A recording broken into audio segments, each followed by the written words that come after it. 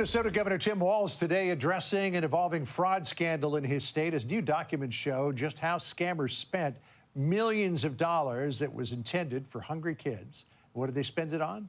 Private villas, champagne, outdoor hot tubs, plunge pools, and more. Correspondent Alexis McAdams reports live. Hey guys, welcome to the video. This is Justin Paul, and we're bringing an update on the suspected fraud scheme that was going on in Minnesota, to where they're accusing Somalians of, egregious fraud and using the funds that are supposed to be going to feeding children to fund luxury vacations, champagne, waterfront properties, cars, you name it. And I'm not sure if it's just only Somalians that are being caught up into this, but the Somalian community is definitely coming under fire for this fraud that's going on in Minnesota. So I'm going to go ahead and let the news clip play and get a little more information.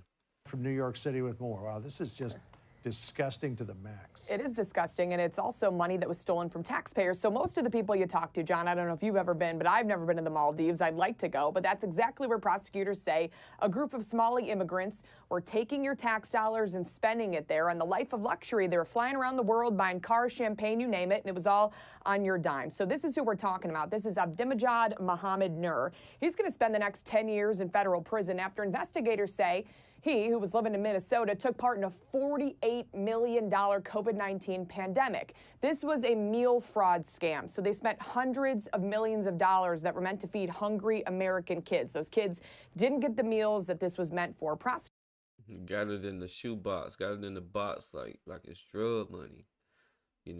Just that's your taxpayer dollars right there in that shoebox.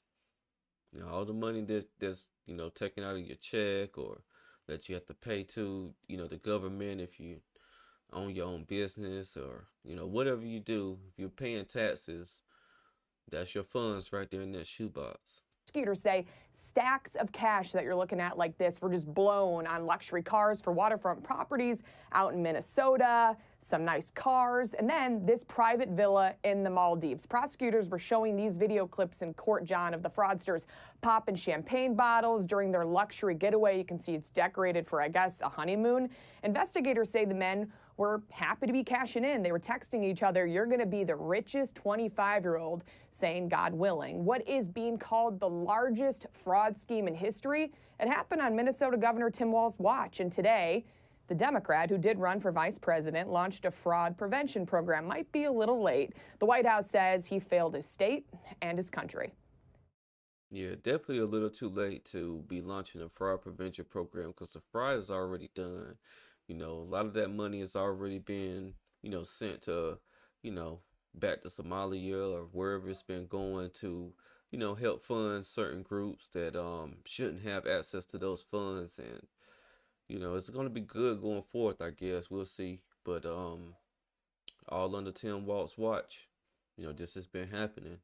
And, it's just definitely disgusting that, people honestly, pay their taxes and stuff like that.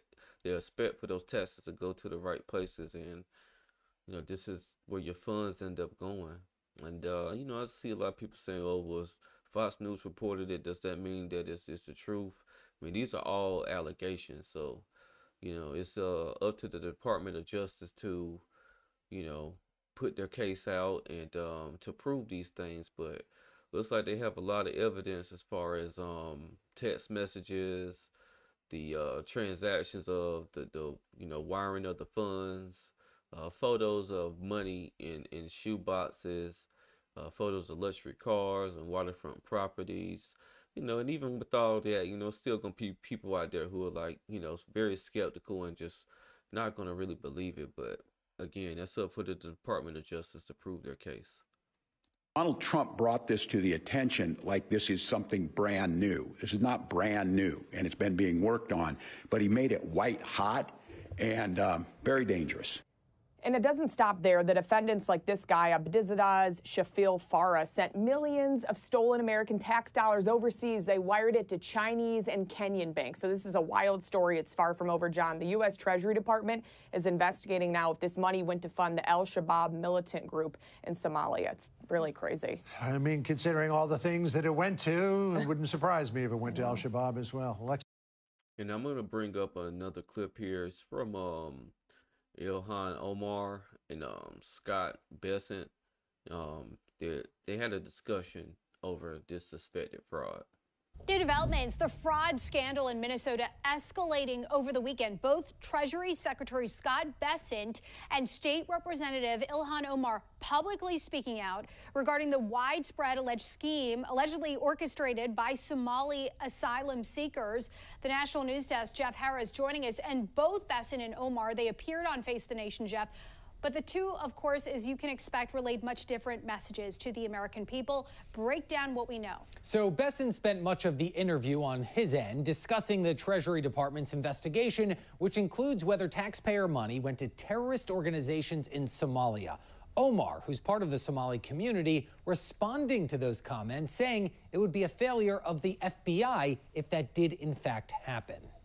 Over the weekend, Treasury Secretary Scott Bessent calling out Minnesota Representative Ilhan Omar for her response about the allegations of widespread fraud from the state's Somali community, the largest in the nation, and potential link to terrorist organizations. Representative Omar tried to downplay it, said, "Oh, it was very, it was very tough to know how this money should be used." Yeah. She was gaslighting the American people. Meanwhile, Omar pushing back, saying any connection between alleged Somali fraud and terrorism would fall on the FBI. If there was a linkage in that the money that they had stolen going to terrorism, then that is a failure of the FBI. This fraud investigation dates back to 2022 when the Biden administration filed charges in connection to what they called the largest pandemic fraud in the U.S.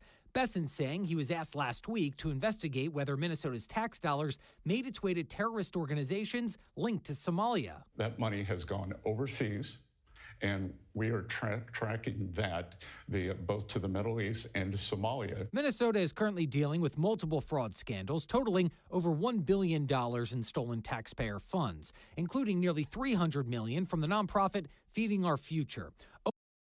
So it looks like the Biden administration was, definitely onto this. So, kudos to them for, filing the initial charge there as far as the, like the first flag of this fraud that was going on. But let's hear what Representative Omar has to say here. Omar's campaign receiving donations from people charged in that scheme, donations she says have since been returned. We obviously had people who were able to donate to our campaign that were involved.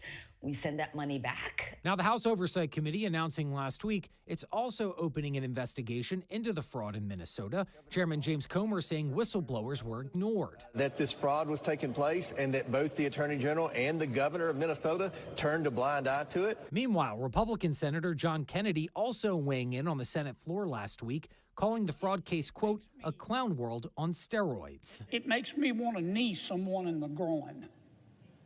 It just makes me furious. Now, a total of 87 people have been charged across all the main fraud cases here, all but 8 being of Somali descent, with 61 convictions secured so far. Amy Bach, founder of Feeding Our Future and the alleged mastermind of that scheme, was found guilty on all counts and right now is awaiting sentencing. So, they're charging people that were involved, including the leader of the organization that was supposed to be using funds to feed children. Again, this similar to, a video I did on the Black Lives Matter leader out of the leader of the chapter out of Oklahoma City. They're gonna use causes that are gonna be near and dear to people's hearts, and they know people are either gonna donate or they know they're gonna get funds from taxpayers for these causes, and then this type of stuff happens. And what's crazy to me, is that people in these positions don't know that they're going to be audited or looked at, and you like, especially when you're getting these type of funds, you have to know that you're going to be audited and that they're going to like go through all your transactions and all your financials with a fine-tooth comb. But as more of this story gets reported, I'm going to keep coming back and doing videos on it because I feel like it's a very interesting topic. And again, this is just for Minnesota. There's no telling what other states may be, going through stuff like this or trying to clean up their books. And I'm sure it's going to be really more to come. Again, if you like my content, make sure you like, comment, and subscribe to my channel. This is Justin Paul. Peace.